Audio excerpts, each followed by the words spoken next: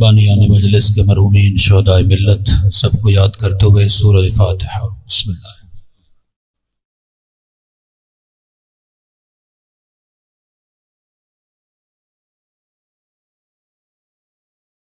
بسم اللہ الرحمن الرحیم الحمدللہ صلی اللہ علیہ وسلم۔ بسم اللہ الرحمن ربنا تقبل منا انک انت السمیع العلیم۔ صلوات پڑھے محمد وعلی محمد۔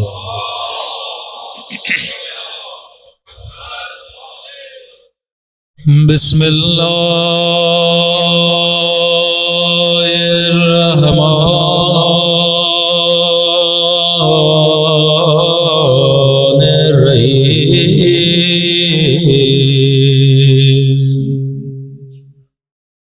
الحمد للہ رب العالمین، الحمد للہ کما هو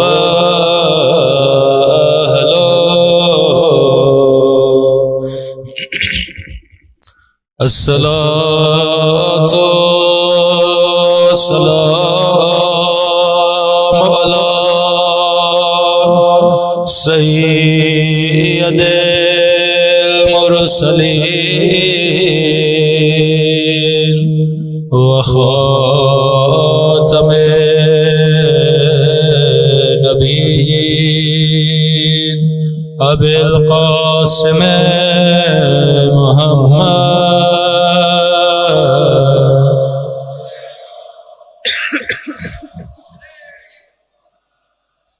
وعلى آلہ طیبین الطاہرین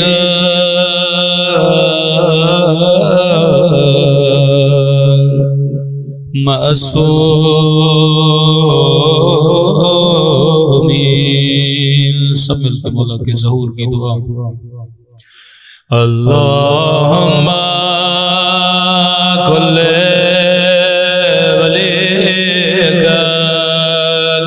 حجت ابن الحسن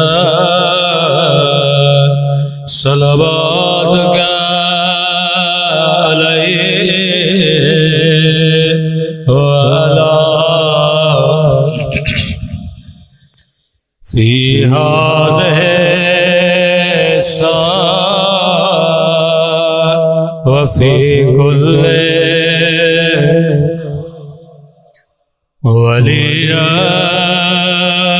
وحافظا وقائدا وناصرا ودلیلا وعینا حتی تسکنه أرضك وتمتع فيها طويلا برحمتك يا أرحم الراحمين۔ صلوات پڑھیں۔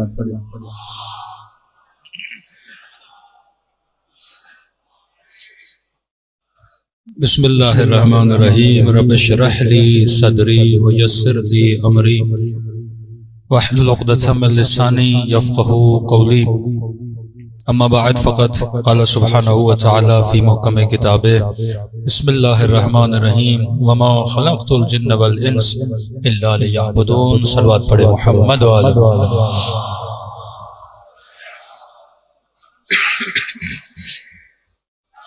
دعا ہے پروردگار عالم ہم سب کی عبادتوں کو اپنی بارگاہ میں قبول فرمائے، اور جس مقصد زندگی کی خاطر یہ مجالس رکھی جاتی ہیں خدا ان مقاصد میں بھی ہم سب کو کامیابیاں نصیب فرمائے۔ آج طبیعت بھی ہماری تھوڑی ناساز ہے اور کافی دیر بھی ہو گئی، اس کے بعد بھی مجلس ہے، تو آج کا خطاب تھوڑا مختصر ہوگا، کل انشاءاللہ تفصیل سے گفتگو کی جائے گی۔ ارشاد ہوا کہ ہم نے انسانوں اور جنوں کو ایک مقصد کے لیے خلق کیا، وہ مقصد یہ ہے کہ یہ اللہ کی معرفت کو حاصل کریں، آج معاشرے میں علم کی کمی نہیں، کمی ہے تو معرفت کی کمی ہے، کمی ہے تو معارف کی کمی ہے۔ خوارج قرآن کے حافظ تھے پر معرفت نہیں تھی۔ آج ہمارے اندر بھی یہی ایشوز ہیں کہ معرفت کی بہت کمی ہے۔ اگر انسان صاحب بصیرت ہو، صاحب معرفت ہو تو اپنی راہ کا انتخاب بہترین کر لیتا ہے، لیکن جو صاحبان معرفت نہیں تھے انہوں نے غلطیاں بھی کی۔ آپ کے سامنے کربلا کا واقعہ موجود ہے۔ توابین کا لشکر حسین کا عاشق تھا، یعنی امام حسین کی شہادت کے بعد سب نے اپنی جانوں کو قربان کیا، لیکن اس کا فائدہ کیا ہوا؟ اگر وہ پہلے کربلا جاتے تو امام حسین کو فائدہ ہوتا۔ یعنی بعض اوقات ہم اہم اور مہم کے انتخاب میں سب سے بڑی غلطی کرتے ہیں۔ جب امام حسین نے اس کو کہا کہ حسین کی مدد کرو، کہنے لگا مولا میں گھر جاتا ہوں، بچوں کو راشن دینا ہے، اور یوں گیا اور یوں آیا۔ امام نے کہا کہیں ایسا نہ ہو تو جائے اور واپسی میں دیر ہو جائے۔ نہیں مولا کیسی دیر، یوں جاؤں گا یوں آؤں گا۔ لیکن تاریخ لکھتی ہے اس نے حسین کی نہ مانی اور گیا، بچوں کو سامان لے کر دیا۔ جب کربلا واپس آیا تو مولا حسین کا سر نو کے نیزہ پہ تھا۔ انگلش میں بولیں تو امپورٹنٹ ان موسٹ امپورٹنٹ، یہی آپ کی زندگی میں ایک فلسفہ ہوتا ہے۔ ہم جہاں پہ غلطی کرتے ہیں، مثلا ایک جگہ پہ مجلس امام حسین ہو رہی ہے، اسی وقت اذان کی آواز آ رہی ہے، یہاں پہ مومن ڈیسیژن نہیں لے پاتا کہ امپورٹنٹ کیا ہے، موسٹ امپورٹنٹ کیا ہے۔ اسلام کہتا ہے نامحرم کو ہاتھ لگانا حرام ہے، لیکن ایک مرتبہ ایک خاتون پانی میں ڈوب رہی ہے، اب یہاں پہ میں نے کیا کرنا ہے؟ ایک مرتبہ میں نماز مصلی پہ ادا کر رہا ہوں، دوسری طرف ایک مومن ہے جس کو اٹیک آیا ہے یا بیمار ہے یا اس کی بیوی کو ہاسپٹل جانا ہے، میں کہتا ہوں نہیں آپ 15 منٹ ٹھہر جاؤ، میں اپنی نماز ادا کر لوں پھر آپ کو لے جاتا ہوں۔ یہ جو غلطیاں ہم کرتے ہیں کہ انسان ڈیسیژن لینے میں کہ میری زندگی میں اس وقت امپورٹنٹ کیا ہے، موسٹ امپورٹنٹ کیا ہے، یہ غلطی صرف آخرت میں نہیں، یہ غلطی اپنی مادی دنیا میں بھی ہم کرتے ہیں۔ مثلا کل کسی کے ایک ہفتے کے بعد ایگزام ہے اور وہ بیٹھ کے کرکٹ کی میچ دیکھتا رہے، بیٹھ کے فلم دیکھتا رہے، یہ بولے کہ یہ دیکھ لیتا ہوں بعد میں پڑھائی کر لوں گا۔ جب تو زندگی میں امپورٹنٹ ان موسٹ امپورٹنٹ کی پہچان کو بھول جاتا ہے تو دنیا میں بھی ناکام رہتا ہے، آخرت میں بھی ناکام رہتا ہے۔ حسین نے خط لکھا، حبیب ابن مغا ہے، تیرا مولا تجھے بلا رہا ہے۔ اس نے بیوی کو آزمانا چاہا، کہ حسین نے خط لکھا ہے، کروں تو کیا کروں؟ بیوی نے کہا یہ بھی پوچھنے کی بات ہے، نبی کا نواسا بلا رہا ہے، تو سوچ میں پڑا ہوا ہے۔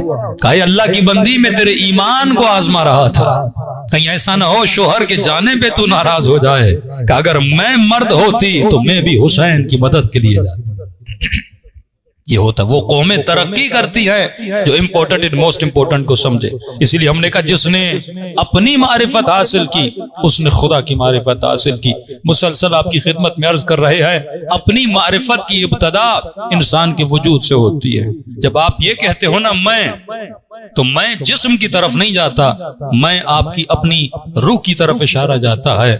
اگر میں یہ ہوں تو دفن ہونے کے بعد تو مجھے ختم ہونا چاہیے، لیکن مردوں کو دفن کرنے کے بعد خواب کے عالم میں اپنے مرحومین کو جب دیکھتے ہیں تو یہ دلیل ہے جسم اور تھا روح اور تھی، جسم جدا ہو جاتا ہے روح باقی رہ جاتی ہے۔ آسان سی مثال دوں، اگر میں اپنے ہاتھ کو اوپر کر رہا ہوں اور آپ سے سوال کروں کہ ہاتھ اوپر جا رہا ہے یا کپڑا اوپر جا رہا ہے، آپ کہیں گے مولانا دونوں اوپر جا رہے ہیں، لیکن سوال یہ ہے کپڑا ہاتھ کو اوپر کر رہا ہے یا ہاتھ کپڑے کو اوپر کر رہا ہے؟ تو آپ کہیں گے ہاتھ کپڑے کو اوپر کر رہا ہے۔ تو اس کپڑے میں حرکت ہے، کس کی وجہ سے؟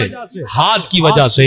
جیسے یہ بدن کپڑے سے باہر نکل آیا، کپڑا بے جان ہو کے زمین پہ گر جاتا ہے۔ بالکل اسی طرح اگر تیرے بدن میں حرکت ہے، اگر تیری آنکھیں دیکھ رہی ہیں، اگر تیرے کان سن رہے ہیں، اگر تیری پلکیں چل رہی ہیں، تو یہ دلیل ہے کہ کوئی ہے جو اسے چلا رہا ہے۔ اور جیسے بدن جس طرح کپڑے سے نکلتا ہے کپڑے کی حرکت تمام ہو جاتی ہے، اسی طرح جب روح بدن سے نکلتی ہے تو بدن بھی بے جان ہو جاتا ہے۔ تو اصل جو کمال ہے وہ کمال روح ہے۔ لیکن انسان جو غلطی کرتا ہے، یا آج کا فاسق، یا آج کا فاجر، یا آج کا راشی، یا آج کا زانی، جو گناہ پہ گناہ کر رہا ہے کیونکہ اس نے اپنے وجود کو جسم سمجھا، لہٰذا پوری زندگی جسم کی لذتوں کے پیچھے ہے، وہ روح کی لذتوں کو مالا مال نہیں کر پاتا۔ آج میں نے کہا سب سے زیادہ خودکشی کہاں پہ ہوتی ہے؟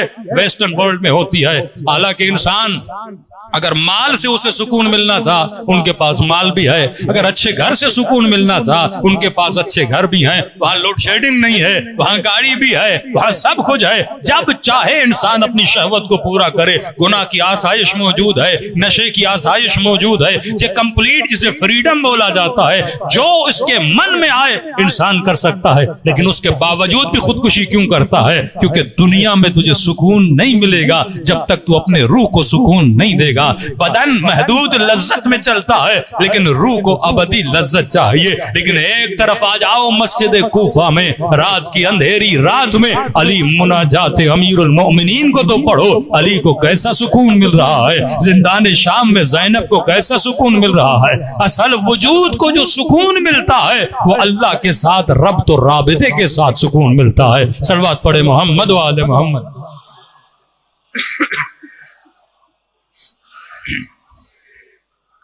تو ہم نے عرض کیا جب تک خود کو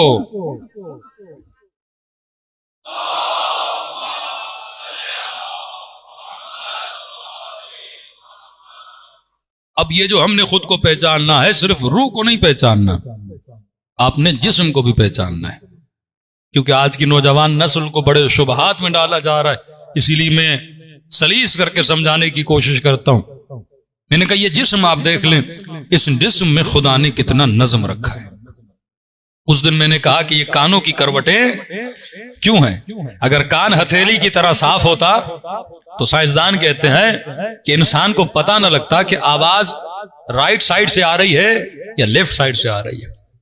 پیچھے سے جب کوئی آپ کو آواز دیتا ہے نا کہ فلاں صاحب، تو آپ سمجھ جاتے ہو کہ آواز کہاں سے آئی ہے، سیدھے طرف سے یا الٹے طرف سے، کہاں سے آواز آ رہی ہے۔ کہ اگر خدا کانوں میں یہ کروٹ نہ رکھتا، کان ہتھیلی کی طرح سیدھے ہوتے، آواز تو آتی پر پتہ نہ لگتا کہ آواز آ کہاں سے رہی ہے۔ اس نے آپ کی آنکھوں کے اوپر بال رکھے، کیوں رکھے؟ تاکہ فوراً پسینہ آتا ہے وہ آنکھوں کو اذیت نہ دے۔ پھر آنکھوں کی حفاظت کے لیے پلکیں رکھی، کیونکہ آنکھ سب سے نازک ترین وجود ہے۔ اس نے آنکھ کے پانی کو نمکین بنایا، اگر آنکھ کا پانی میٹھا ہوتا تو آنکھ خشک ہو جاتی۔ اس نے منہ کے پانی کو میٹھا بنایا، کیونکہ منہ کا پانی نمکین ہوتا تو منہ خشک ہو جاتا۔ انسان منہ میں اس ذائقے کو کبھی ہضم نہ کر پاتا۔ جتنا وجود خدا نے آپ کا بنایا ہے بڑی سیٹنگ کے ساتھ بنایا ہے۔ مثلا تربوز خدا نے کہاں بنایا؟ زمین پہ۔ آم کو کہاں رکھا؟ درخت پہ۔ اب تصور کریں اگر تربوز درخت پہ ہوتا اور کسی مومن کے سر پہ گر جاتا، بندے کا کیا حال ہوتا؟ ہر شے جو خدا نے بنائی ہے وہ نظم کے ساتھ بنائی ہے، ترتیب کے ساتھ بنائی ہے۔ آپ کے منہ کا نظام، آپ کے معدے کا نظام، آپ کے دل کی دھڑکن، ہر شے کو خدا نے حساب و کتاب سے بنایا ہے۔ اب کیسے ممکن ہے جس نے وجود کو اتنا نظم دیا ہے اور دنیا یہ بولے کہ دنیا کا کوئی خالق نہیں ہے، ہاں دنیا کا کوئی مالک نہیں ہے، جس میں اتنا علم ہے، جس میں اتنا نظم ہے؟ تو یہاں سے انسان جب خود کو دیکھتا ہے تو سمجھتا ہے یقیناً جو مجھے بنانے والا ہے وہ کائنات کا سب سے بڑا ناظم ہے، جو مجھے بنانے والا ہے وہ سب سے بڑا عالم ہے، جس نے اس وجود کو ہدایت دی ہے۔ مثلاً آپ کھانا کھاتے ہو، آپ کے زمین میں بھی گریویٹی ہے، آپ کے معدے میں بھی اللہ نے گریویٹی رکھی ہے۔ آپ کھانا کھاتے ہو، لقمہ کہاں جاتا ہے؟ نیچے۔ میں نے کسی جوان کو کہا الٹا ہو کے کھانا کھاؤ، ٹانگیں اوپر سر نیچے، اور کسی کو کہو تیرے منہ میں لقمہ ڈالے، چبا کے نگلو گے پھر بھی کہاں جائے گا؟ معدے کی طرف جائے گا۔ اللہ نے معدے میں کیا رکھی ہے؟ گریویٹی رکھی ہے۔ یہ کون ہے؟ یہ پروردگار عالم ہے جس نے اتنا تیرے وجود میں نظم رکھا ہے، ضبط رکھا ہے۔ اگر وجود کے نظم کو سمجھو تو انسان فوراً کسی ناظم تک پہنچ جاتا ہے، انسان فوراً کسی خالق تک پہنچ جاتا ہے کہ اس وجود کو کوئی جاہل نہیں بنا سکتا، اس وجود کو بنانے کے لیے کسی عالم کا ہونا ضروری ہے۔ ہاں ایک ایک چیز جو آپ کے وجود میں ہے، آج تک کوئی بھی ایسا نقاش نہیں ملا، آرٹسٹ نہیں ملا، جو یہ بولے اگر انسان اس طرح ہوتا تو اچھا ہوتا. کئی آپ کارٹون دیکھتے ہیں نا کہ دکھاتے ہیں سر انسان کا ہے, باڈی مثلاً گھوڑے کی ہے, لیکن کہتے ہیں یہ بھی کمپلیٹ نہیں ہے, انہوں نے بڑی بنانے کی کوشش کی. مثلاً انسان کی 3 آنکھیں ہوتی, 2 سر ہوتے, 4 آنکھ ہاتھ ہوتے, کہتے ہیں نہیں جیسا بنا ہے ویسا کمپلیٹ ہے. یعنی اس سے برتر کوئی کمال نہیں تھا کہ انسان کو بنایا جاتا. میں نے بچوں کو سمجھانے, میں نے کہا اللہ نے 10 انگلیاں دی ہیں, کوئی چیز ایکسٹرا نہیں ہے, کوئی چیز اضافی نہیں ہے کہ بندہ بولے اللہ نے 2 کڈنیز دی ہیں, ایک کو بیچوں گا تھوڑا گھر کا کام چل جائے گا. تیری کڈنی جو اس نے دی ہیں اپنے حساب و کتاب سے دی ہیں, یہ بیچنے کے لیے نہیں دی. اب آپ کو 10 انگلیاں دی ہیں, کتنا نظم اور ضبط ہے. 10 کے 10 کا ہونا ضروری تھا کہ مولانا وہ کیسے. میں نے دیکھو اگر کہو اللہ نے 5 انگلیاں دی ہیں, کیا ہوتا, 1 انگلی کاٹ دیتا. میں نے کہا اگر خدا انگوٹھا نہ دیتا نا, صرف انگوٹھا اللہ نہ دیتا, تو اپنے قمیض کی بٹن کو بھی نہ باندھ سکتا. کبھی گھر میں بچے کو بولو بیٹا انگوٹھے کو اس طرح کرو, اب بیڑی باندھ کے دکھاؤ, کتنا مشکل ہو جاتا ہے. چمچ بندہ پکڑ نہ سکتا, خاتون کچن میں کام نہ کر سکتی. صرف ایک انگوٹھا جو اللہ نے دیا ہے اس میں بھی ایک نظم ہے, کوئی چیز خدا نے اضافی نہیں دی. تو کیسے ممکن ہے ایک انگوٹھا جب بغیر ہدف کے خلق نہیں ہوتا, اتنا بڑا انسان بغیر ہدف کے کیسے خلق ہو سکتا ہے؟ ہاں تیرا بہت بڑا مقصد ہے. کل ہم نے کہا یہ سوال کرو اپنے وجود سے کہ انسان کیا نہیں ہے. آج سب سے زیادہ جس چیز کی کمی ہے وہ تربیت کی کمی ہے, وہ تزکیے کی کمی ہے. یزکیہم ویعلمہم الکتاب, اے حبیب پہلے ان کا تزکیہ کر پھر ان کو علم دے. بندہ عالم بن جائے پر اس میں ادب نہ ہو, عالم بنے پر تزکیہ نہ ہو, عالم بنے پر زبان سے گالیاں دے, عالم بنے اور غیبتیں کرے, اس عالم کا کوئی فائدہ نہیں.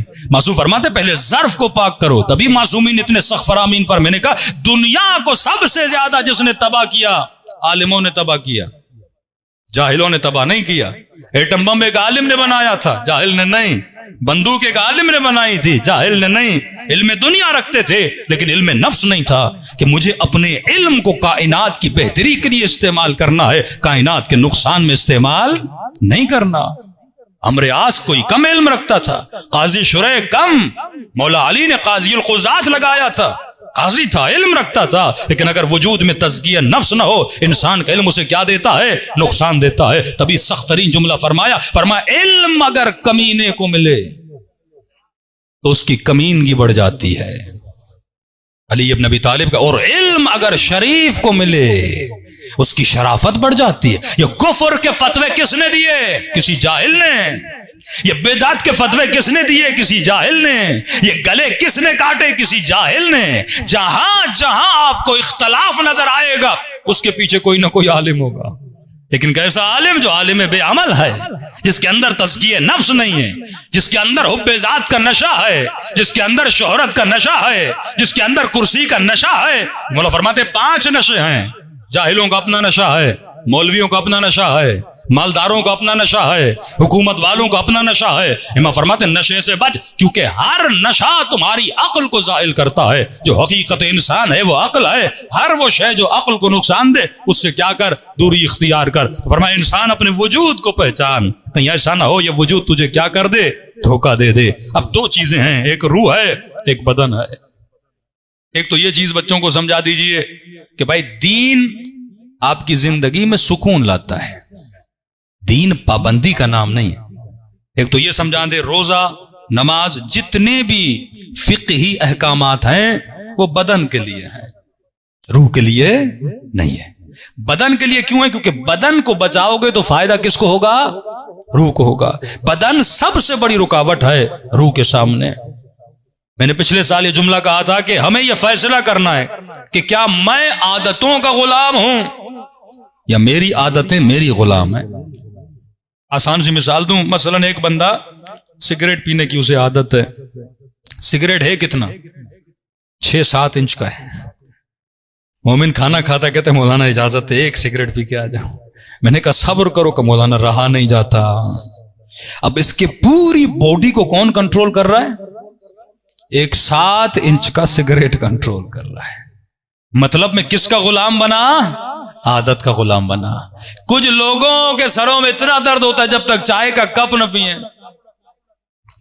پاگل ہو جاتا ہے، بیوی کو ڈانٹنے لگتا ہے، بیٹی کے ساتھ غصہ کرتا ہے، اور اسے ٹھنڈا کون کرتا ہے؟ ذکر علی یا چائے کا کپ؟ چائے کا کپ. میں نے عادت دلائی، جسم کو جس مزاج میں ڈالو گے ڈھل جائے گا. یہ تیرا اختیار ہے. دو لفظ یاد رکھنا، سلیکشن اینڈ ریلیشن، یہ تمہارے اختیار میں. اب اگر تم نے غلط سلیکشن کی، خاتون کا فون آتا ہے، مولانا میری زندگی تباہ ہو گئی. کیا ہوا؟ شوہر ایسا ہے، بچہ بگڑ گیا اور یہ ہو گیا. بھئی ہم کیا کریں؟ مولانا کوئی دعا، مولانا کوئی وظیفہ کر. نہیں، سلیکشن جب تو غلط کرتا ہے نا، پھر اس کے نتائج جو آتے ہیں وہ آپ کو بھگتنے پڑتے ہیں. اس کے نتائج سے ہم بھاگ نہیں سکتے. میرے سامنے 2 گلاس ہیں، ایک میں زہر ہے، ایک میں آب زمزم ہے. اب یہ میری سلیکشن ہے، میں کس کو پیتا ہوں. اب پینے کے بعد واویلا کرنا، پینے کے بعد آہو بکا کرنا کہ میں نے زہر پی لیا، ڈاکٹر صاحب مجھے بچا لیجئے، ڈاکٹر صاحب مجھے ڈاکٹر کہ میں کیا کروں؟ تمہاری سلیکشن کیا تھی؟ غلط تھی. اسی طرح تربیت کے اعتبار سے میں جسم کے لیے کس کو سلیکٹ کرتا ہوں، میں تعلقات میں ریلیشن کس سے بناتا ہوں. یہ 2 چیزیں آپ کی زندگی میں بڑا اثر ڈالتی ہیں. جس کو آپ سلیکٹ کرتے ہو، چاہے بیوی کی صورت میں ہو، بزنس پارٹنر کی صورت میں ہو، دوست کی صورت میں ہو، روڈ پہ چل رہے ہو، کسی بھی صورت میں جسے سلیکٹ کرتے ہو وہ تمہاری زندگی میں اثر ڈالتا ہے. اور لانگ ٹرم کے لیے جس کے ساتھ تم ریلیشن بناتے ہو، ریلیشن بھی تمہارے ساتھ اثر رکھتا ہے. ایک بندہ عالم کے ساتھ رہے گا، زندگی میں وہ اثرات ہوں گے. ایک بندہ زانی کے ساتھ رہے گا، زندگی میں وہ اثرات ہوں گے. ایک بندہ، کوئی خاتون پوری زندگی کسی بدحجاب عورت کے ساتھ دوستی کرے، محضور فرماتا تو اجازت نہیں تو ہر کسی سے ریلیشن بنائے، اس کا اثر تمہارے اوپر ہوتا ہے. 5 منٹ اے سی میں بیٹھو بندہ ٹھنڈا ہو جاتا ہے، 5 منٹ ہیٹر کے سامنے بیٹھو بندہ گرم ہو جاتا ہے. فرمایا ہر مومن کے اطراف میں، ہر انسان کے اطراف میں یا حالہ نور ہوتا ہے یا ظلمت کا دائرہ ہوتا ہے. جو نیک لوگ ہوتے ہیں ان کے اطراف میں نور کا دائرہ ہوتا ہے، جو گنہگار لوگ ہوتے ہیں ان کے اطراف میں ظلمت کا دائرہ ہوتا ہے. کیوں؟ فرمایا جو نیگیٹو انسان ہے اس کے ساتھ وقت نہ گزارو، کیونکہ نیگیٹیوٹی کے ریز دیتا ہے. فرمایا جو غیبت کرے، جو چغل خوریاں کرے، جو لوگوں کی برائیاں کرے، ان کے ساتھ نہ بیٹھا کرو، یہ تمہارے وجود میں زہر کو بھرتا رہتا ہے. اس کے ساتھ بیٹھو جو تجھے علی ابن ابی طالب کے فرامین بتائے، جو محبت خدا کا ذکر بتائے، جو لوگوں کی خوبیاں تمہارے سامنے بیان کرے. اس سے کیا ہوگا؟ تمہارے وجود میں اچھے اثرات پیدا ہوں گے. تو سلیکشن اینڈ ریلیشن یہ بہت امپورٹنٹ ہے کہ میں زندگی میں کس کے ساتھ ریلیشن بناتا ہوں. زندگی تباہ ہو جاتی ہے ایک غلط سلیکشن کی وجہ سے. سب سے اہم ترین چیز جو ہماری زندگی میں ہے وہ شادی ہے. شادی بڑا اہم موضوع ہے، لیکن المیہ یہ ہے ہم لاکھ مجلسیں کرواتے ہیں، آج تک ہم نے کوئی ایسا سیشن رکھا، 5 سیشن ہی رکھتے تاکہ اس جوان کو پتا چلے مجھے کس سے شادی کرنی ہے کس سے نہیں کرنی. اس خاتون کو سلیکشن کا پتا ہو میں کس سے شادی کروں کس سے نہ کروں. یہ بیچاری خاتون دکان پہ انگوٹھی لینے جاتی ہے، 10 دکانوں کو دیکھتی ہے کہ انگوٹھی ہاتھ پہ اچھی نہیں لگ رہی، اس کا پتھر صحیح نہیں، اس کا سونا خالص نہیں. لیکن جب شادی ہوتی ہے بندہ سوچتا ہی نہیں میں کس سے شادی کر رہا ہوں. مرد کے لیے پھر بھی اجازت ہے تھوڑا ٹیڑھا میڑھا ڈیسیجن لے لیں. مثلا عقیدت مرد کی حاکمیت میں یہ شادی کر لیں، لیکن عورت کو قطعاً اجازت نہیں ہے. پوری زندگی اگر کنواری بیٹھے اس کے لیے اچھا ہے، اس کے بجائے کہ کسی فاسق سے شادی کرے، اس کے بجائے کہ کسی زانی سے شادی کرے، اس کے بجائے کہ کسی بے دین سے. بہت ریئر کیسز ہوتے ہیں جس میں خاتون اپنے شوہر کو سنبھال لیتی ہے، وہ ریئر کیسز ہیں. کبھی بھی ریئر کیسز کی وجہ سے اصول نہیں بنائے جاتے، کیونکہ عورت محکوم ہے، شوہر حاکم ہے، جو اس کی ولایت میں جاتی ہے وہ اس کا نفقہ دیتا ہے. اب شوہر کی اطاعت واجب ہے. شوہر اگر دیندار نہیں، عورت زمین ہے جس میں نسل کا بیج لگنا ہے. اب بیج دیکھنا ہے نا میں کیسا لگا رہا ہوں. آپ کو بہترین زمین دی جائے اور بیج گندا لگاؤ، کیا کرو گے؟ زمین کا نقصان کرو گے نا. یہ سوچے کہ اللہ نے مجھے زمین دی ہے، اس زمین میں نے بچے پالنے ہیں. اب سوچنا ہے میں کس سے شادی کر رہی ہوں. شوہر ایسا ہونا چاہیے کہ نسلیں بنے. اب فائدہ کیا اگر کسی فاسق و فاجر سے شادی کی، شوہر پہ اتنا عورت کا اختیار نہیں چلتا، نسلیں کیا ہو جاتی ہیں؟ تباہ و برباد ہو جاتی ہیں. لیکن مرد کے لیے پھر بھی گنجائش ہے. مثلا آپ کسی غیر عقیدے والے سے شادی کر کے اسے شیعہ بنا سکتے ہو، لیکن اجازت نہیں اپنی بیٹیوں کو وہاں دو جن کا عقیدہ تیرے عقیدے سے ملتا نہیں ہے، اس سے نسلیں کیا ہو جاتی ہیں؟ تباہ و برباد ہو جاتی ہیں۔ تبھی رسول کا فرمان ہے، یہ قرآن کی آیت بھی ہے نا، من احیاھا فکأنما احیا الناس جمیعا، جس نے ایک انسان کو زندہ کیا پوری کائنات کو زندہ کیا، جس نے ایک انسان کو مارا گویا پوری کائنات کو مارا۔ مولا سے پوچھا مولا موت و حیات میرے ہاتھ میں تو نہیں ہے؟ امام فرماتے ہیں جب تو اپنی نسل کو تباہ کرتا ہے غلط ڈیسیجن کی وجہ سے، غلط انسان کو اپنی بیٹی دینے کے بعد، تم نے دولت کو دیکھا، تم نے شہرت کو دیکھا، تم نے مال کو دیکھا، تم نے وہ زمین نہیں دیکھی، تم نے عقیدہ نہیں دیکھا، تم نے تربیت نہیں دیکھی، اب اس کی نسل پوری کیا ہو جائے گی؟ تباہ و برباد ہو جائے گی۔ فرمایا لکھو اس کے نام اعمال میں اس نے اولاد کی شادی نہیں بلکہ اپنی اولاد کا قتل کر دیا۔ باپ کے اوپر 3 ذمہ داریاں، ایک تربیت کی ذمہ داری، دوسری ذمہ داری اپنے بچے کا بہترین نام رکھے۔ جب اسلام نام کے لیے اتنا محتاط ہے تو بچے کا نام غلط نہیں رکھ سکتا، اللہ پوچھے گا۔ اور یہ بھی ہمارے معاشرے میں ایک عجیب بیماری آ گئی، تو بھائی بیٹے کا نام رکھو محمد، بیٹے کا نام رکھو علی، بیٹے کا نام رکھو حسن و حسین، بیٹی کا نام فاطمہ رکھو، سکینہ رکھو۔ کہتے مولانا نہیں، جو خالہ کی بیٹی ہے نا اس کی بیٹی کا نام سکینہ ہے، فلاں کی جو میرے بھائی کا بیٹا ہے نا اس کا نام علی ہے۔ اب یہ ایک عجیب بیماری آ گئی کہ ہم یونیک ناموں کے پیچھے جاتے ہیں۔ بھائی اگر ریپیٹڈ نام رکھنا جرم ہوتا تو حسین اپنے سارے بیٹوں کا نام علی کیوں رکھتا؟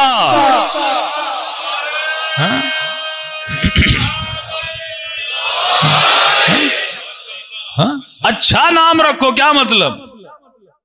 اب ایک دن تم نے اچھا آم کھایا دوسرے دن نہیں لاؤ گے کیا؟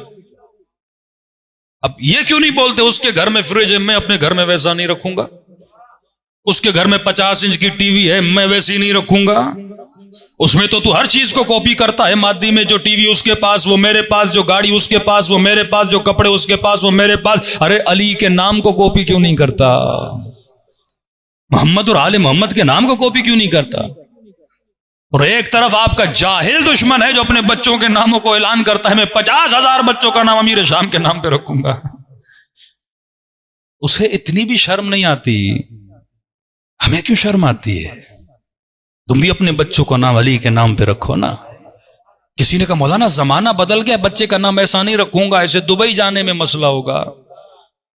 عجیب شیعہ ہے، ایک ملک کی وجہ سے علی کے نام کو نہیں رکھ رہا۔ حجر ابن عدی نے سر کٹا دیا پر علی کو نہیں چھوڑا۔ دشمن یہ کیوں بناتا ہے؟ لسٹیں بنا بنا کے شیعوں کو ہزاروں کی تعداد میں دبئی اور ابوظبی اور شارجہ سے نکالا گیا، اور کہا مجھے نکالا گیا میں بچے کا نام نہیں رکھوں گا تاکہ اسے نہ نکالا جائے۔ تجھے خوف یہ ہونا چاہیے تجھے کوئی جنت سے نہ نکالے۔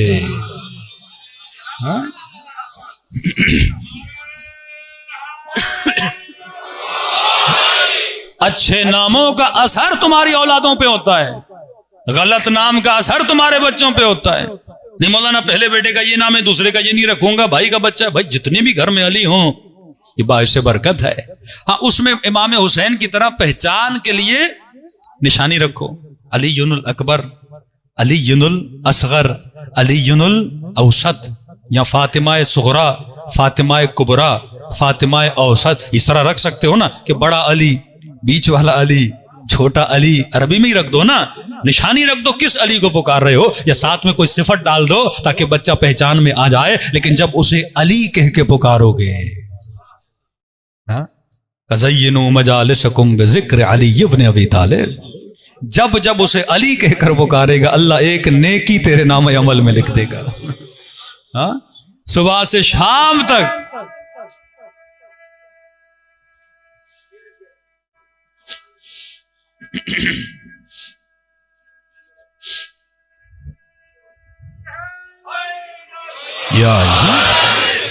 فکر جب بندے کی غلط ہو، میں فکر لے کہاں سے رہا ہوں؟ میری فکر جب تک فکر اہل بیت نہ ہو، معاشرہ کیوں شخصیت پرست بن چکا ہے؟ ہم کیوں تباہی کی طرف جا رہے ہیں؟ قرآن کبھی بھی کسی کا نام نہیں لیتا، قرآن صفت بتاتا ہے۔ شخصیت پرستی حرام ہے، وہ چاہے مولوی ہو یا چاہے کوئی مجتہد ہو، شخصیت پرستی حرام ہے۔ امام زمانہ غیبت میں جا رہے ہیں، کیا بتا رہے ہیں؟ صفات بتا رہے ہیں۔ میرے بعد اس کے پیچھے جانا جو صائن لنفس ہو، صفت ہے، نفس کی صیانت ہو، متقی ہو، پرہیزگار ہو، خوف خدا ہو، صائن لنفس، ہمارے اخبار کے علوم میں مہارت رکھتا ہو، صفت ہے۔ ذکر اہل بیت کیا، کہا انما ولیکم اللہ والرسول، اللہ ولی ہے، رسول ولی ہے۔ کبھی کہا وہ ولی ہے جو حالت رکوع میں زکوٰۃ دیتا ہوا نظر آ جائے۔ یہ کیوں نہیں کہا علی ولی ہے؟ میں نے پچھلے سال آپ کو بتایا تھا، اگر خدا نام بتاتا نا تو بنو امیہ اپنے بچوں کے نام وہی رکھتے، پھر مسئلہ اور بگڑ جاتا۔ آپ بولتے یہ والا علی ہے، وہ کہتے یہ والا علی ہے۔ جس طرح حضرت مہدی کا نام آیا تو بڑے بڑوں نے اپنے بچوں کا نام مہدی رکھا۔ یہ اردن کا بادشاہ کہتا ہے میں مہدی ہوں، نام رکھ دیا۔ نام کی کاپی کرنا بڑا آسان ہے، پر صفت کو کاپی کرنا بڑا مشکل ہے۔ رسول نے کہا کل علم اسے دوں گا، یہ نہیں کہا علی کو دوں گا۔ کتنا اب کوئی اس صفت میں آ ہی نہیں سکتا، سیدھی بات ہے۔ بڑے بڑے وہاں بیٹھے تھے، کہتے نا ہم جائیں گے ہم جائیں گے۔ قرآن صفات پہ کوئی، ہم قرآن سے ہم اتنا دور ہو گئے، واللہ ہم قرآن سے بڑے دور ہیں۔ قرآن صفت بتاتے کل علم اسے دوں گا، مرد ہوگا، کرار ہوگا، غیر فرار ہوگا۔ آخری صفت بڑی عجیب سی، اللہ سے محبت کرتا ہوگا اور اللہ اس سے محبت کرتا ہوگا۔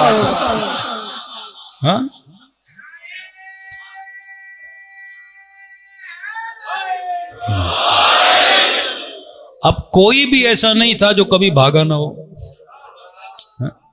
سب کو یہ تو پتا تھا ہم اللہ سے محبت کرتے، لیکن کسی کو یہ نہیں تھا پتا کہ اللہ بھی ہم سے کرتا ہے کہ نہیں۔ صفت بتا دی نا کہ وہ ولی جو حالت رکوع میں زکوٰۃ دے۔ اب بعد میں لاکھ لوگ رکوع میں زکوٰۃ دے بھی دیں، لیکن پہلے کس نے دی؟ علی بن ابی طالب نے دی۔ اللہ جب کہتا ہے نا متقی، تو متقی کی صفات بتاتا ہے۔ والعصر ان الانسان لفی خسر الا الذین آمنوا وعملوا الصالحات وتواصوا بالحق وتواصوا بالصبر۔ مومن حق کا ساتھ دیتا ہے۔ ہم نے جب امامہ سر پہ رکھا تو ہمارے استاد نے بول دیا کہ بیٹا ممبر پہ جاؤ تو حق بولو، کبھی کسی سے ڈرنا نہیں۔ لوگ کہتے ہیں مولانا یہ باتیں نہ کریں، مجمع ٹوٹ جائے گا آپ کا، فلاں نہیں بلائے گا، فلاں نہیں بلائے گا۔ میں نے کہا آج تک مجھے نہ کسی تنظیم نے پڑھایا نہ سپورٹ کیا، ہم نے ہمیشہ امام زمانہ پہ بھروسہ کیا۔ آج کا جوان جب آپ جاتے ہو نا، جوان سوال کرتا ہے، جو مولوی مدرسوں میں خود کو قید کر کے رکھتے ہیں، جو کال کوٹھڑیوں میں خود کو بند کرتے ہیں، ان کا عوام سے کوئی لینا دینا ہے ہی نہیں۔ یہ جوان، یہ لوگ پوچھتے ہیں مولانا ایسا کیوں ایسا کیوں؟ بعض اوقات کیونکہ بصیرت نہیں ہوتی، ہم کئی غلطیاں کرتے ہیں۔ ایک چھوٹی سی آپ کو مثال دے رہا ہوں۔ مثلا ہمارے کچھ قصیدہ خانوں نے اپنے قصیدوں میں میوزک ملایا، بڑی ممبر سے تنقید ہوئی، انہی مدرسے کے مولویوں نے تنقید کی، ہم نے بھی ممبر سے تنقید کی۔ بھائی اہل بیت کے نام کے ساتھ میوزک نہیں ہونا چاہیے۔ پھر ہم خود کیا کرتے ہیں ذرا دیکھیے تو صحیح۔ کل میں نے ولایت فقیہ کی بات کی نا، لوگوں میں شعور نہیں ہے۔ ایک ترانہ آیا سلام فرماندے، سب نے سنا ہوگا، جس کو میں نے پہلی مرتبہ سنا تو میں خود رو پڑا تھا۔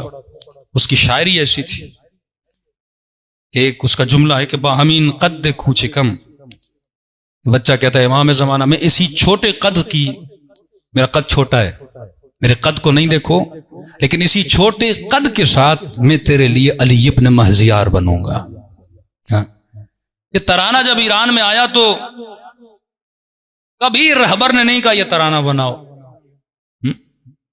ایسا نہیں رہبر نے فنڈ کیا اور لوگوں کو بولا کہ بھائی ترانہ پڑھو، اس میں میوزک نہیں، رہبر نے نہیں بولا تھا۔ انڈیویجولی کئی لوگ کچھ کام کرتے ہیں اور کوئی قصیدہ ہٹ ہو جاتا ہے سوشل میڈیا کے تھرو، پتہ ہی نہیں لگتا نا۔ آپ کا کوئی کلپ حد سے زیادہ وائرل ہوتا ہے، آپ کو پتہ بھی نہیں لگتا۔ لوگ فون کرتے ہیں مولانا یہ چل رہا ہے، ہمیں کیا پتا بھائی کیا چل رہا ہے۔ اسی طرح سوشل میڈیا ایک بحر ہے، ایک سمندر ہے، کون سی چیز ابھرتی ہے کون سی چیز اترتی ہے پتہ نہیں لگتا۔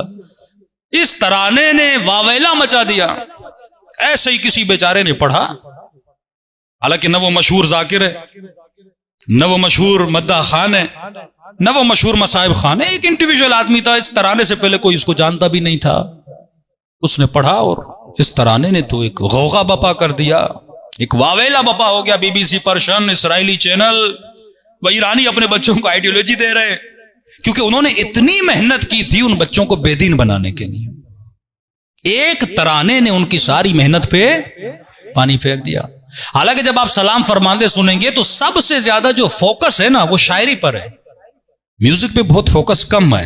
ایک الگ ٹاپک ہے، میں جس پہ آؤں گا، لیکن میوزک تھا اس میں، ٹھیک ہے۔ اب بعض لوگ جو خط ولایت فقیہ کا نام لیتے ہیں، اب رہبر نے اپنی تقریر میں کہا کہ ایک ترانہ آیا ہے جس نے اسرائیل کو بڑا پریشان کیا ہے، جس نے بی بی سی پرشن والوں کو، واقعاً بی بی سی پہ انٹرویو، تو یہ ایرانی کیا اپنے بچوں کو سکھا رہے ہیں، مہدویت کی آئیڈیولوجی دے رہے ہیں۔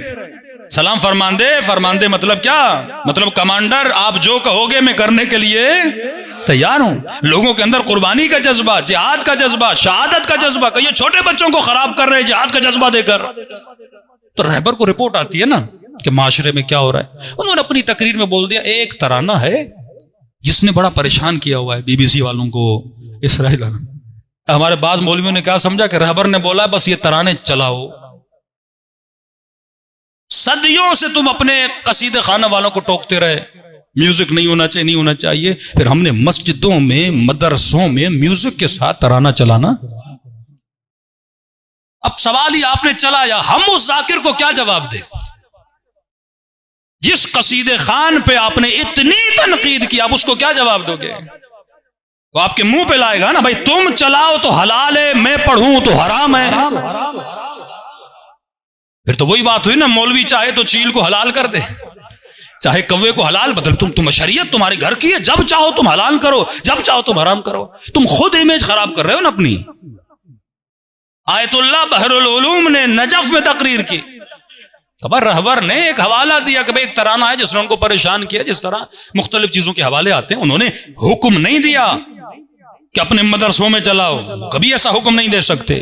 اپنی مسجدوں میں چلاؤ، جن مدرسوں میں حلال و حرام کا درس دیا جاتا ہے۔ مدرسہ آیت اللہ بحر العلوم فرماتے ہیں اگر یہ میوزک حلال بھی ہے، لیکن 1% سوچو اگر حرام ہو، کہ ہمیں اجازت ہے مسجد میں چلائیں، کہ ہمیں اجازت ہے امام بارگاہ میں چلائیں۔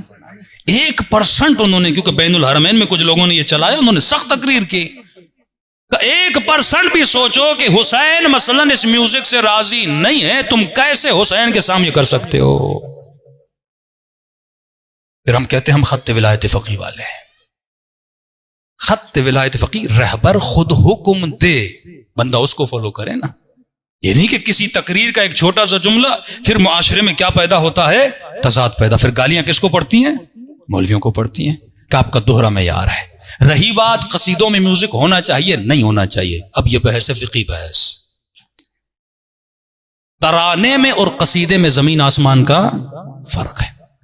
جیسے ملکی ترانے ہوتے ہیں، کوئی بھی آپ ترانہ پڑھتے ہیں، آیسو بھی اپنے کئی ترانے نکالتی ہے، ترانوں میں رہبر کی طرف سے اجازت ہے کہ آپ اس میں میوزک شامل، لیکن کون سا میوزک؟ اس میں ترتیب ہے۔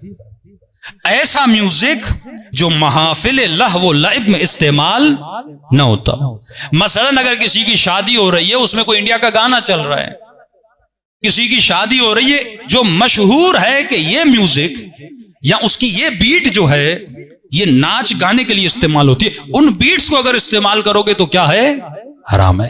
یا اس میوزک کو سننے کے بعد آپ کی باڈی میں وائبریشن شروع ہو جائے، جس طرح بعض چیزوں میں ہوتی ہے، بندے کا ہاتھ ہلنے لگے، پاؤں ہلنے لگے، مطلب آپ کی ساری توجہ میوزک کی طرف ہو، شاعری کی طرف نہ ہو۔ سلام فرمانے میں یہ تھا کہ اگر جن کو فارسی آتی ہے، مجھے اردو کا نہیں پتا، فارسی جب آپ سنیں گے تو آپ کی پوری توجہ کس کی طرف جا رہی تھی؟ شاعری کی طرف جا رہی تھی۔ جس طرح کئی لوگ قصیدے پڑھتے ہیں، مختلف دھنیں مارتے ہیں، حرام نہیں ہے، لیکن جب گانے کی دھن آتی ہے حرام ہو جاتا ہے۔ کیوں؟ کیونکہ وہ گانا ہے، محافل لہو و لعب میں پڑھا جاتا ہے اور ذہن فوراً منتقل ہوتا ہے۔ مثلا میں کہوں گا کربلا، آپ کا ذہن کہاں جائے گا؟ کربلا۔ کتنا ذہن فاسٹ ہے، فوراً پرواز کرتا۔ میں کہوں گا نجف، آپ کا ذہن فوراً مولا علی کی طرف جائے گا۔ میں کہوں گا بین الحرمین، آپ کا ذہن کہاں جائے گا؟ فوراً بین الحرمین۔ اسی طرح اگر کسی نے وہ گانے کی دھن سنی ہوئی ہوگی، جب وہ قصیدہ سنے گا، جب دھن ذہن میں آئے گی تو ذہن کہاں جائے گا؟ فوراً گانے کی طرف جائے گا. بس مسئلہ یہ ہے کہ ذہن کو نجاستوں میں نہ جانے دو، ذہن کو پاکیزگی میں رکھو، کیونکہ پاکوں کا ذکر ہے تو اس میں کیا ہونا چاہیے؟ پاکیزگی. ترانوں میں اجازت ہے، لیکن ہم آتے ہیں مثلاً کوئی نوحہ پڑھ رہا ہے اس میں میوزک، یہ غلط ہے. کوئی فیمس شخصیت، ایک انون آدمی ہے، لیکن مثلاً مشہور ہے کہ مثلاً یہ مولا کا مشہور نوح خان ہے، مولا کا مشہور ذاکر ہے، اس نے اپنی شخصیت کو کیا کرنا ہے؟ بچانا ہے، احتیاط سے چلنا ہے. آج کل ہمارے قصیدوں میں کیا ہے؟ میں نہیں کہہ رہا قصیدے برے ہیں، شاعری پہ زیادہ فوکس نہیں، اکثر میوزک پہ زیادہ کیا ہو جاتا ہے؟ فوکس آ جاتا ہے. اگر فوکس شاعری پہ ہو نا، جیسے 2 بیٹ چلتی ہے نا، مثلاً میں بھی بات کر رہا ہوں، اگر پنکھے کی آواز زیادہ ہو تو آپ کو میری آواز صحیح سے سننے میں نہیں آئے گی. 2 لیئر چلتے ہیں، ایک میوزک کا لیئر چلتا ہے، پیچھے جو قصیدے خان ہے اس کی آواز بھی چلتی ہے. اب سوال یہ کون سا لیئر کس پہ کیا ہو رہا ہے؟ حاوی ہو رہا ہے. اگر میوزک اس پہ حاوی ہو رہا ہے تو یہ لہو اللعب میں جا رہا ہے، لیکن اگر شاعری مضبوط ہے، میرا ذہن منتقل ہو رہا ہے معارف کی طرف، تو اس میں کوئی مسئلہ نہیں ہے. صلوات پڑھے محمد و آل محمد.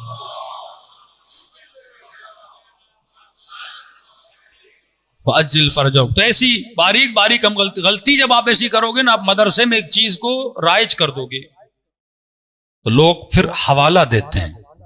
عالم جب کوئی کام کرتا ہے وہ لوگوں کے لیے سند ہو جاتی ہے. کل میں کوئی غلطی کروں آپ کے لیے سند بن جائے، آپ کہیں گے مولانا نے ایسا کہا، یا مولانا نے ایسا بولا، یا مولانا نے ایسا کیا. تو قطعاً ایسی چیزوں کو نہیں لانا چاہیے جس سے پھر تبلیغ کا سد باب ہو جائے، پھر علماء کی نفرت بڑھ جائے، پھر بولیں کہ ان کے ڈبل اسٹینڈرڈز ہوتے ہیں، ہم کرتے ہیں تو کوئی اور ہے اور وہ کرتے ہیں. کہیں ایسا تو نہیں ہم ایران پرستی کا شکار ہو رہے ہیں؟ عقیدت ولی فقیہ سے اپنی جگہ، لیکن ایسا نہیں. بعض لوگ کہتے ہیں مولانا ایرانی جو کہے وہ صحیح ہے. ایرانی نہیں، مجتہد جو کہے وہ صحیح ہے. ہمارا تعلق اجتہاد سے ہے، ہمارا تعلق ولایت فقیہ سے. ہر ایرانی سے ہمارا کوئی تعلق نہیں ہے. جس طرح ہم شیعہ ہیں اس طرح وہ شیعہ ہے، جس طرح ہمارے یہاں غلطی ہیں اس طرح لاکھ غلطیاں ان کے اندر بھی موجود ہے. ہمارا تعلق اس خط سے ہے، ہمارا تعلق اس مکتب سے ہے، مکتب سے جڑے رہنا ہے، اور مکتب سے ہم نے کیا لینی ہے؟ انسٹرکشن لینی ہے. کسی فرد کو ہم نے نہیں دیکھنا. صلوات پڑھے محمد و آل محمد.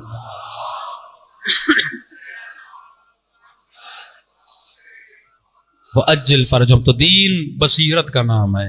انسان کو سوچنا چاہیے اپنی نیڈز کو، جسم کی ضرورتوں کو. انشاءاللہ کل اس کی تفصیل میں آئیں گے کہ دین آپ کی زندگی میں سکون کیسے دیتا ہے. 3-4 میں احکام بیان کروں گا، اس کو ہم اپلائی کریں گے باڈی پر. جس طرح ایک دانہ زمین میں ڈالا جاتا ہے، چھوٹے بچوں کو سمجھائیے، ایک ہاتھ پہ سیب کا دانہ رکھیے، ایک ہاتھ پہ سیب رکھیے. بچے کو بولیے میرے لال ایک دن سیب کیا تھا؟ دانا تھا. اس دانے میں ایبلٹی ہے کہ یہ کیا بنے؟ سیب بنے. آپ سب کے اندر ولایت کا دانہ ہے، سب کے اندر. ہم سب میں یہ ایبلٹی ہے کہ ہم سلمان بن سکیں، ہم مالک اشتر بن سکیں. دروازہ بند نہیں ہے، لیکن دانہ ہر جگہ پہ نہیں اگتا. دانے کو ویسی زمین چاہیے، ویسا ماحول چاہیے، اور اس ماحول کا نام ہے شریعت، اس ماحول کا نام ہے احکام الہی، اس ماحول کا نام ہے مستحبات اور مکروہات. دنیا میں جسم کو بھی خدا شفا دے گا، دنیا میں بھی سکون ملے گا اور آخرت میں بھی سکون ملے گا. صلوات پڑھے محمد و آل محمد.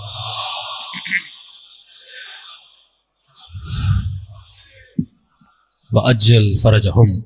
جنہوں نے اپنی وجود کی دانے کو کربلا کی زمین میں بویا. کربلا صفات حسینی کا نام ہے. ڈیپلی اسٹڈی کرو. حضرت عباس کا رتبہ کیوں بڑا تھا؟ سیدہ زینب کا رتبہ کیوں بڑا تھا؟ عباس بنے ادب کی وجہ سے، بی بی زینب بنی اطاعت امام کی وجہ سے. ذات کی محبت کو ختم کرو اور امام کی محبت کو اپنے وجود سے سرشار کرو. کربلا میں جوان اکبر بھی ہے، کربلا میں 6 مہینے کا اصغر بھی ہے، کربلا میں حسن کا یتیم قاسم بھی ہے، کربلا میں 4 سالہ سکینہ بھی ہے.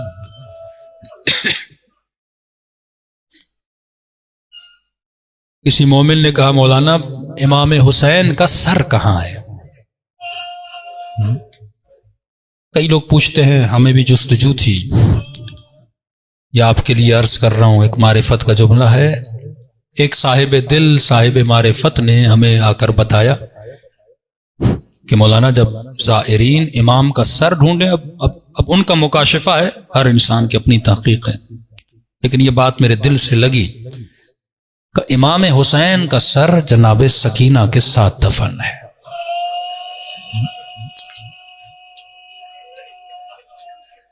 جب انہوں نے یہ بات ہمیں بتائی تو میں نے سوچا، میں نے کہا مختلف روایات ہیں، پھر یہ بات میرے دل سے چھو گئی، میں نے کہا واقعاً آپ کا مکاشفہ صحیح ہے، کیونکہ بچی نے جب بابا کا سر لیا تھا نا، بات بنتی نہیں تھی کہ سجاد سر کو سکینہ سے جدا کر دے۔ آغائے کشمیری سے کسی نے کہا، آغائے کشمیری علی اصغر کا جنازہ کہاں ہے؟ آغائے کشمیری کہتے میں نے بڑی کتابیں پڑھی لیکن مجھے پتہ نہیں تھا، رات کو سویا خواب کے عالم امام حسین کو دیکھا۔ امام نے فرمایا کشمیری میرے ظاہروں کو کہو میرے اصغر کو ڈھونڈا نہ کریں، جسے علی اصغر کی ننھی سی قبر کی زیارت کرنی ہے وہ حسین کی قبر کی زیارت کر لے۔ کہ مولا کیا مطلب؟ کا سجاد نے میرے بچے کو میرے سینے پہ لٹا دیا تھا، اب جب شام جاؤ نا ننھی سی سکینہ کی قبر کی زیارت کرو تو ایک سلام امام حسین کو بھی کیا کرو۔ السلام علی الحسین وعلی علی ابن الحسین وعلی اولاد وعلی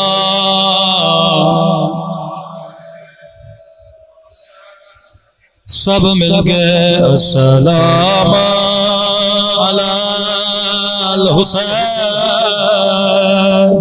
وعلی علی ابن وعلی اولاد الحسین وعلی اصحاب۔ میرا سلام اس درد بھرے منظر پہ جب زینب کی نظر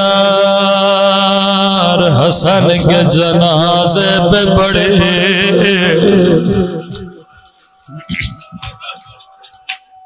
اللہ کسی بہن کو بھائی کا زخمی جنازہ نہ دکھائے۔ جب جنازہ گھر واپس آیا روکے کا حسن میں نے تو سفید کفن پہنایا تھا، کفن کو خون میں رنگی کس نے کیا؟ بڑے مظالم دیکھے بی بی زینب نے، راوی کہتا ہے اپنے ہاتھوں سے زینب نے ایک ایک کر کے بھائی کے بدن سے تیر نکالا۔ حسن سے بڑا پیار تھا بی بی زینب کو، پوری زندگی دعا کرتی رہے خدا میں نے حسن کا جنازہ دیکھا لیکن میرے حسین کی حفاظت کرنا۔ اپنے ہاتھوں سے بھائی کے جنازے سے تیر نکالے. راوی کہتا ہے جب 11 محرم کا دن آیا حسین کا جنازہ تیروں پہ تھا. زینب کی نگاہ بھائی کے بدن پہ پڑ گئے. عجب نہیں آواز آئے ہوگے او بہن زینب تو نے حسن کے جنازے سے تیر نکالے تھے, کیا میرے بدن سے تیر نہیں نکالو گے؟ روکے گا حسین نکالوں تو کیسے نکالوں, میرے ہاتھ میری گردن سے بدل.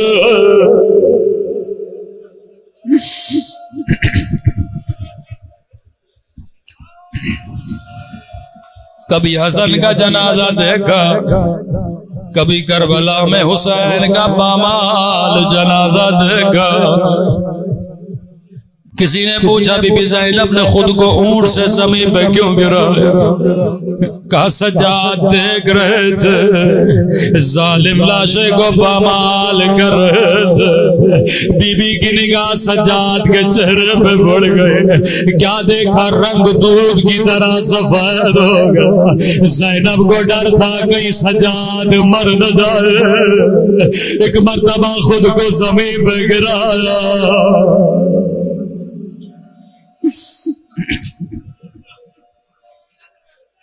پورے سفر میں لوگوں کو کہتی تھی دیکھو یہ میرے حسن کی نشانی قاسم ہے. کبھی کہتی تھی دیکھو یہ نبی کی شبیہ علی اکبر. کبھی کہتی تھی میرا ماجایا حسین. روایت کے جملے قافلہ شام کے بازار میں پہنچا. راوی کہتا ہے امام فرماتے ایک مقام تھا, زینب بھی حسین سے بڑا پیار کرتی تھی, سکینہ بھی بابا سے بڑا پیار کرتے تھے. جب کوئی پتھر مارتا تھا رو کے کہتی تھی میرے بابا کو نہ مارو. کہتے ہیں ظالم نے بچی کو تکلیف دینے کے لیے نوکے نیزہ سے حسین کے سر کو مارنا شروع کیا. امام حسین کے لب مبارک سے آواز آئی ظالم مارنا ہے مارو, لیکن سکینہ کے سامنے نہ مارو.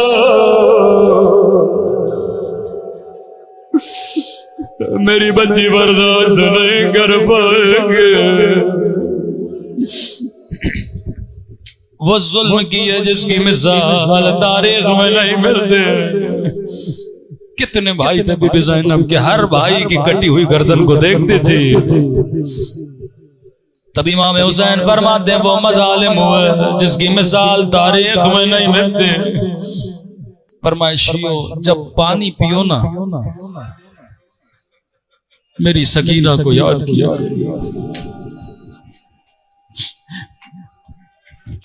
امام حسن کے جگر کے ٹکڑے نکلے. بی بی زینب نے کہا حسن پانی پی لے. روکے کا بہن کیسے پانی پیوں, کربلا میں میرا حسین پیاسا ہوگا.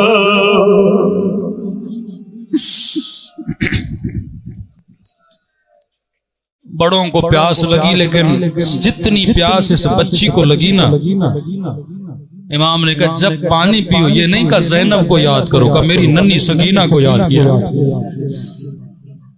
بی بی کی گودی میں بیٹھی تھی, آہستہ سے کہا پھپھی اماں مجھے پیاس لگی ہے. زینب نے کہا سکینہ چپ ہو جا, یا پانی دینے والا کوئی نہیں, پتھر مارنے والے بہت. چھت پہ ایک مومنہ بیٹھے تھے, دوڑی دوڑی گئی گلاس میں پانی بھرا, آگے بی بی زینب کو دیا, قیدی بی بی میں تیری بچی کو پانی پلاؤں گے. بی بی نے کہا اتنا احسان مجھ پہ کیوں کر رہی ہو؟ کہتی ہے قیدی بی بی میرے مولا کا فرمان تھا, اللہ کبھی قیدیوں کی دعا رد نہیں کرتا.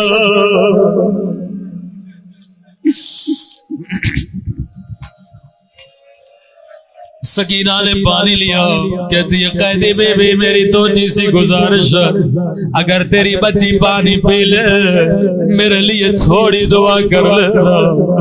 بی بی زینب نے کہا سکینہ ہم سید کسی کا احسان نہیں اٹھاتے، پہلے اس کے لیے دعا کرو۔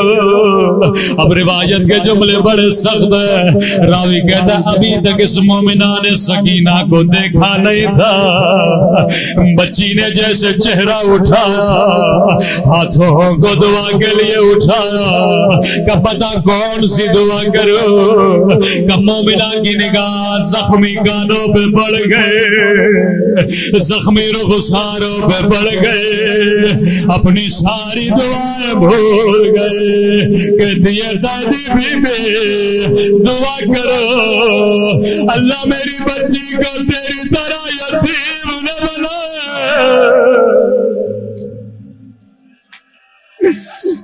اللہ میری بچی کو تیری طرح قیدی نہ بنائے۔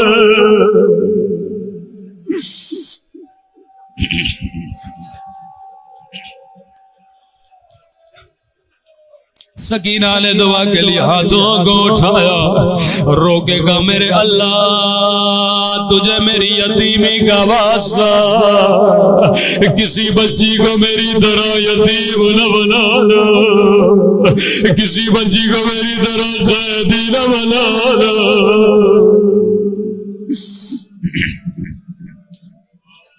ہاں مومنہ بتا دوسری دعا کون سی ہے؟ اس دوسری دعا نے پورے قافلے کو رلا دیا، کہتی ہے قیدی بی بی دعا کرو اللہ مجھے مدینہ بھیجے، اللہ کسی کو غربت میں وطن کا نام نہ سنائے، جیسے زینب نے سنا مدینہ نانا کا روزہ یاد آیا، او صغرا یاد آ گئے، کہا مومنہ مدینے جا کر کیا کرو گے، کیا مدینے میں تیرا کوئی رشتہ دار ہے؟ کہتی ہے قیدی بی بی مدینے میں میرا حسین ہے،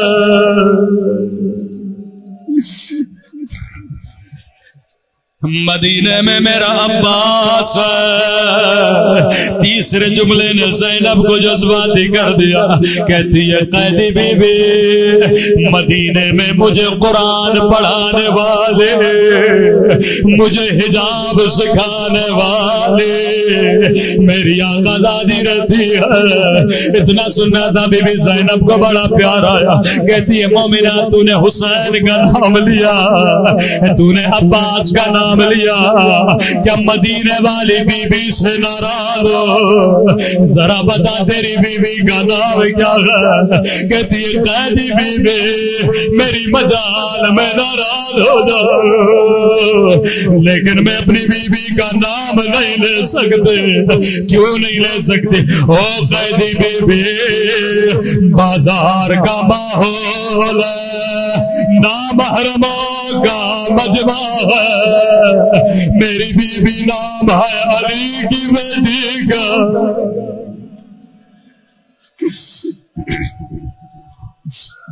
ادب کا تقاضا ہے میں کیسے نام لوں؟ بی بی زینب نے کہا مومنہ اگر میں دعا کروں تیری دعا یہی قبول ہو کیا کہو گے؟ کہتی ہے کیا کہنا چاہتی ہو؟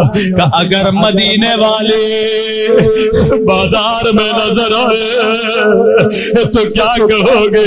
ایک مرتبہ جلال میں آتی ہے، کہتی ہے قیدی بی بی زبان سنبھال کے بات کر، میری بی بی کو بد دعا نہ دے، میری بی بی تجھ جیسی قیدر کہ بازاروں میں آئے۔ اتنا کہنا تھا زینب نے بالوں کو ہٹا، کہا ام حبیبہ نہیں پہچانا انا زینب او بنت علی، ام حبیبہ میں زینب اجڑ گئے، میرا حسین مارا گیا۔